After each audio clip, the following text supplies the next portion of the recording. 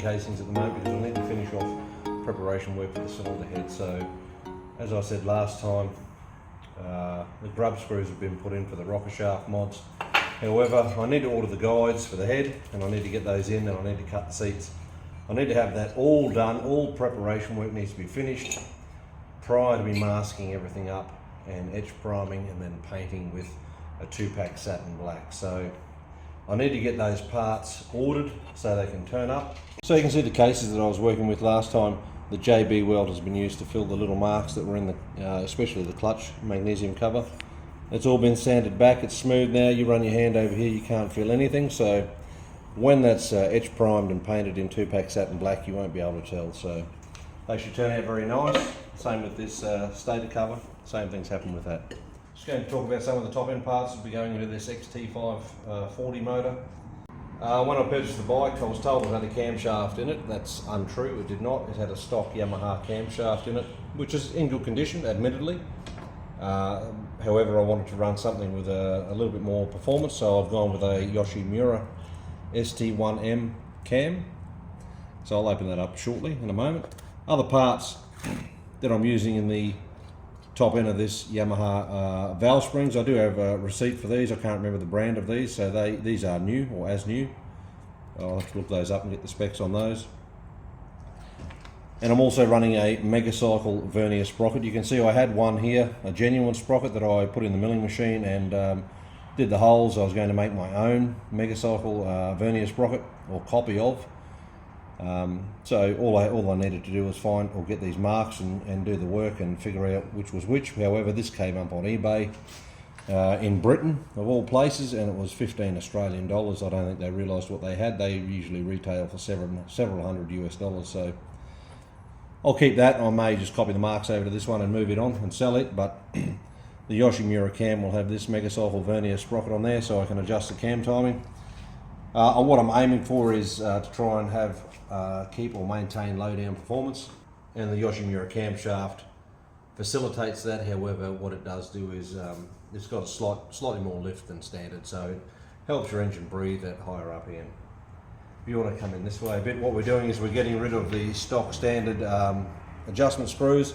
As you can see, they suffer badly from pitting because they are fixed in place and they wear out and wear your valves. So I was able to get a pair of these adjustable elephant's foot screws, so I'll see how they go. So we'll be replacing those. I've got new new collets. I've got new ones of those. Retainers will be reused, as well as valve spring seats. And I've got a Warren & Brown valve facer, which I'll be facing the valves on. And it's also got an attachment to reface rockers, which I've done. So these have been reground. You can see they've been hard faced at some time in their life. They've got some hard facing on here, so I've just reground these. So they should be very nice. So I'll give them a final polish up yet. They've only just come off the stone. So I'll stone them by hand, give them a quick polish. When they're done, they should be quite nice to run with the new camshaft. So I'll open this up now, this Yoshimura cam. We'll have a bit of a look.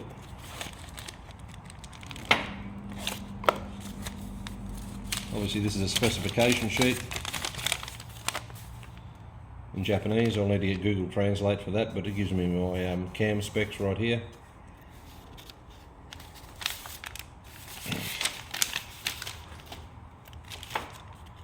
A couple of stickers. So Pop Yoshimura, everybody knows that he's a famous tuner of Japanese motorcycles from the 60s, 70s and 80s. And this is the camshaft itself. So I'll open this up and have a look.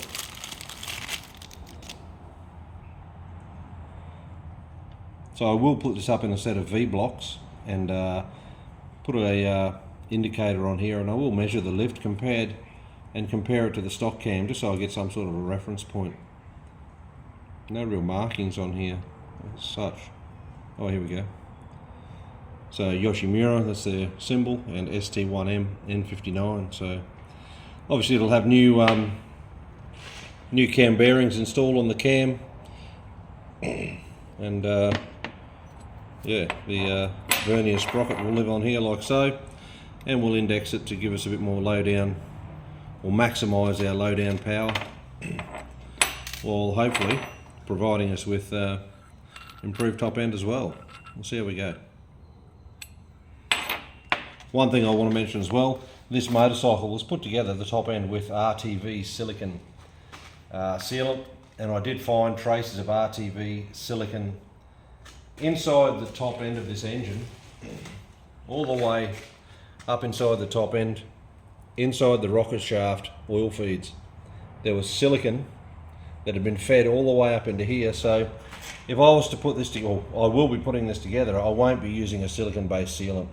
Silicon based sealants are good for gearboxes and stuff, for motor vehicle gearboxes, all that sort of thing.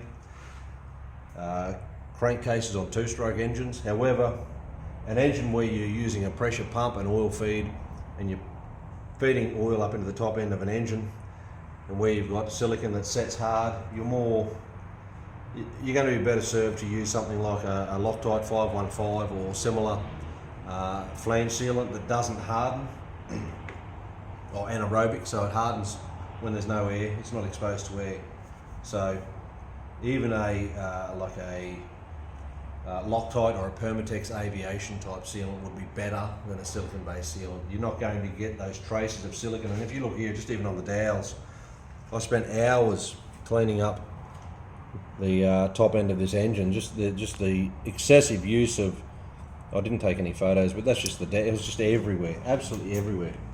And to clean up all of the excessive silicon in here it was all up in through here, and it had been fed up in through these holes, through the oil lines, and it can really cause big problems, and sadly can be a catastrophic failure of your camshaft. As I don't know if people are aware, but that's the oil feed through your rocker shafts through here. That's aftermarket. On a standard engine, the oil feed is fed into the intake side here and across, and it branches out through the head, and then your oil is fed to your camshaft through your rocker shafts through this hole to the lobes of your camshaft. And if anything blocks up your oil feed into these rocker shafts, say through that hole, the oil will not feed down through the rocker shaft, through the foot, onto the camshaft. You'll have no oil between these surfaces. And there's been a lot of engines that have failed because people haven't understood what they're doing. They put an engine together with a silicon based sealant, these little holes get blocked up, and you can kiss your rockers, your camshafts, your whole top end goodbye. So a valuable lesson for some people. Back to case preparation.